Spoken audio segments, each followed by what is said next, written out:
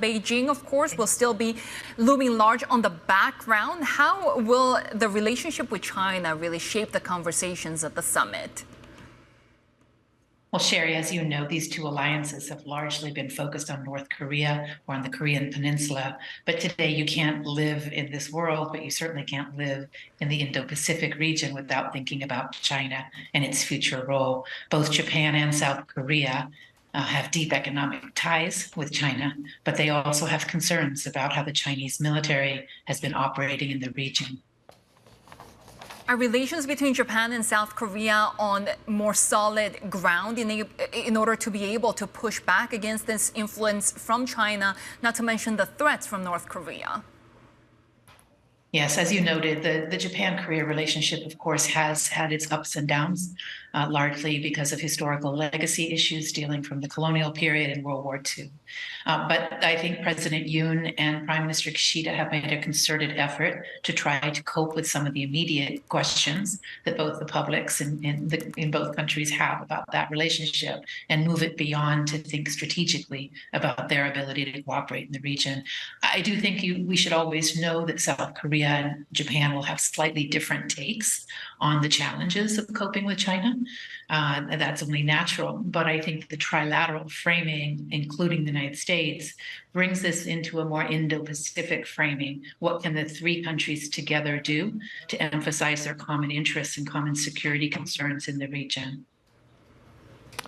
In terms of domestic politics, how hard has it been for the leaders of Japan and South Korea to sell these closer ties to their own people? And is there a risk that this moment could pass?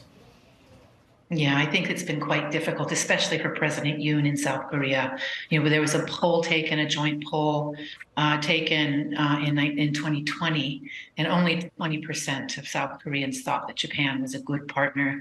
Today, that's up almost 25 points.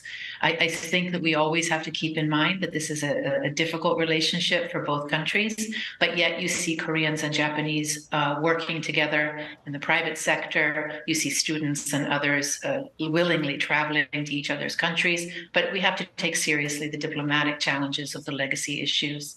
That being said, of course, everybody is looking forward to a region where the rules-based order may no longer prevail, and that's in the security area, as I noted, but also in the economic realm.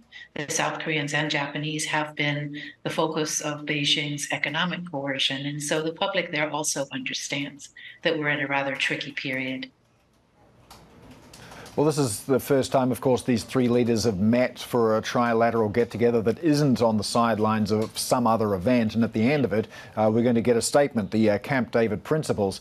Now, as Shery mentioned there, China unlikely to be mentioned, but what is likely to be the content of that statement? I would be looking for three different things. One, of course, is always North Korea, and that'll certainly be as part of those principles. I think the second will be, as I noted earlier, the places where these three countries feel they have shared goals in the Indo-Pacific. So I think you're seeing South Korea now enter into the Indo-Pacific strategic cooperation with the United States and Japan. And then finally, we are in a time where the rules-based order is being challenged. All three of these leaders, President Biden, President Yoon, and Prime Minister Kishida, have made a very emphatic statement that they support and want to work together to sustain the rules-based order. This will, of course, influence their cooperation on the Russian invasion of Ukraine, but also on the maritime domain, where today in the Indo-Pacific you see China and the Philippines again at loggerheads over the ruling that was made by the UN Law of the Sea arbitration panel.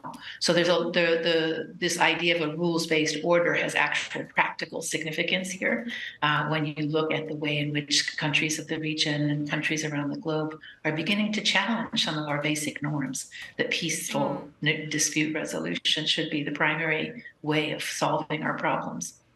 Sheila, to that point, we are seeing more and more groupings these days, including the Quad, where you have Japan and the United States, but not South Korea. You have Australia and India, for example. So how would this security grouping compare to, say, the trilateral ties between Japan, South Korea, and the U.S.? So it's interesting, and it's very nice that you mentioned this with the Quad, which seems like a relatively new grouping in the Indo-Pacific.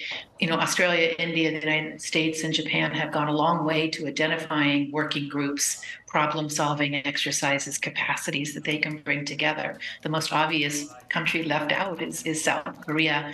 But South Korea and Japan have been the United States' longest allies in the post-war period, going all the way back to the 1950s. So these bilateral relationships with the United States are really critical for Northeast Asian stability and security.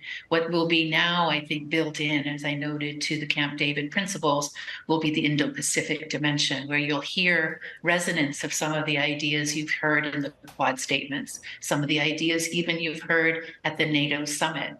So you're starting to hear, I think, a kind of overlay of broader strategic goals, and the trilateral will be focused now beyond the Korean Peninsula into this broader global effort between the United States and its allies.